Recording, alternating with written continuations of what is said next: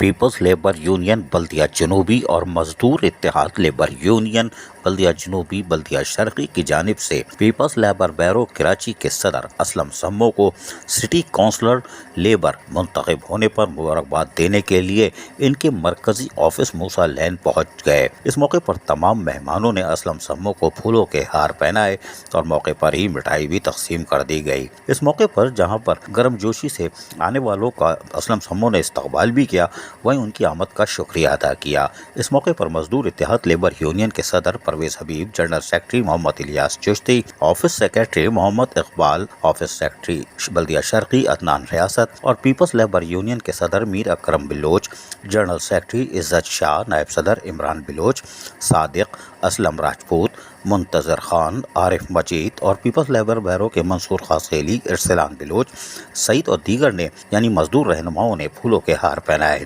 اس موقع پر اسلم سمو نے کہا کہ پاکستان پیپلز پارٹی محنت کشوں کی ہی جماعت ہے اور بیرسٹر مرتضیٰ وہاب کو جہاں نامزد کیا گیا ہے ان کی پچھلی کارکردگی کو دیکھ کر کیا گیا ہے اور یقینی طور پر وہ ایک بار پھر شہر قائد کی خدمت کریں گے، اور چاہے وہ کوئی بھی ضلع تھا اس میں وہ خدمت کر رہے تھے، اب ٹاؤن کی سطح پر بھی پیپلز پارٹی کی بلدیاتی حکومت یقینی طور پر برابری کی بنیاد پر کام کرے گی۔ اس لیے کہ الیکشن ختم ہو گئے، ہار جیت ہو گئی، اور یقینی طور پر اسلم سمو نے آنے والے مہمانوں کا بھی شکریہ ادا کیا۔ عزیز عارف، KBS بلدیاتی نیوز کراچی۔ ایسی ہی خوبصورت ویڈیوز فیوچر میں حاصل کرنے کے لیے ریڈ بٹن پر کلک کر کے اور بیل آئیکن کو پریس کر کے ہم سب کے سبسکرائبر بننا مت بھولیے۔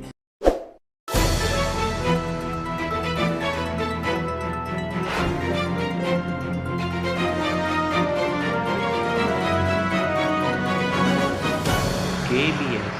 بلدیاتی نیوز۔